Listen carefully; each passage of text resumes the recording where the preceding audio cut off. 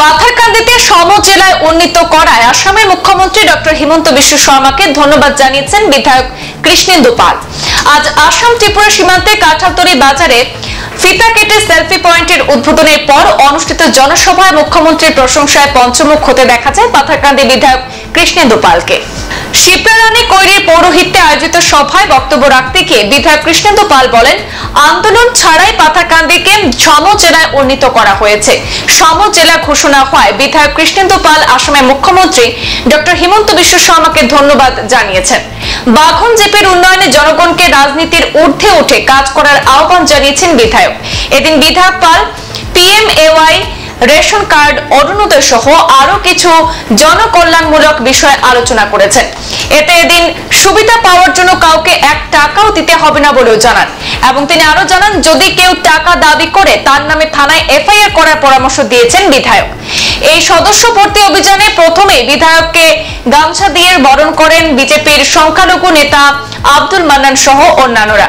এই সদস্য ভর্তি অভিযানের সভায় উপস্থিত ছিলেন বিজেপির সংখ্যালঘু নেতা আব্দুল মান্নান, বাঘন জিপির প্রাক্তন সভানেত্রী শিপ্রা কৈরি, বিজেপির সেক্টর ইনচার্জ আব্দুল শুকুর, আরিফুল হক, শেপিনজুরি সমবায় সমিতির সচিব কলিম উদ্দিন, প্রাক্তন ওয়ার্ড সদস্য মীরা লক্ষ্মী কৈরি, শিক্ষক মদন মোহন সিং, শিক্ষক জৈনুদ্দিন আহমেদ, গুলজার হোসেন, সেক্টর ইনচার্জ নিরঞ্জন নাথ, নন্দলাল কৈরি, কিশোর চৌধুরী সহ অন্যান্যরা।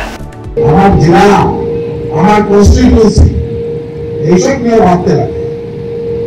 আরে নিজের চিন্তা করলে তো বেশি দূর আগ বাড়িয়ে যেতে পারে।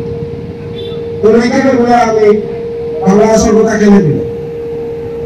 আমার উদ্দেশ্য এটা, এই ধরনের ঘটনা আমরা ভারতবর্ষ থাক, আমরা ভারতবর্ষ সমগ্র বিশ্বের মধ্যে আমরা সবাই দেখি, আমরা ফলো। এই কারণে আমরা একজন গর্বিত আইটি। তার ধরুন এই কথাগুলো এই কারণে দিলাম যে এরা এই যে নিন্দনীয় জঘন্যতম ঘটনাগুলো এগুলো নিন্দা জানাই না। এই কারণে মুখ্যমন্ত্রী পাথারকান্দির সমজেলা দিছুন তাকে ভালো করিয়া সবে প্রেস মিট করে মুখ্যমন্ত্রী ধন্যবাদ জানাই। এগুলো মিডিয়া আস্থা কাঁঠালতলী সবচেয়ে বেশি মিডিয়া হ্যাঁ যে দোহাইব এটা যাতে আর কেউ বাড়ি করে না আমার রেশন কার্ড নেই, তাহলে বুঝবো আপনি আপনার ডিলার না কাজ করছে না। যে ডিলারে করাইব এই ডিলারে ক্যান্সেল করা লাগে আমি ডিসি দেবে। এখন বুঝছেন তো শিবরাজি, যে ডিলারের এরিয়া যে জমিন মানে বঞ্চিত হয়েছে, ওই পরিবারের 5 ভাই তারা 5টা আলাদা চুলা, এরা রেগুলার করা হয়েছে না, নতুন এডিশন হয়েছে না, নিউ রেশন কার্ড দেওয়া হয়েছে না, এই ডিলারে ক্যান্সেল করে দেবে বলে করে কিন্তু বিজেপির আর কিছু করার নেই। অ্যাক্টিভলি কাজ করতে হবে, সমাজের নিয়ে কাজ করতে হবে।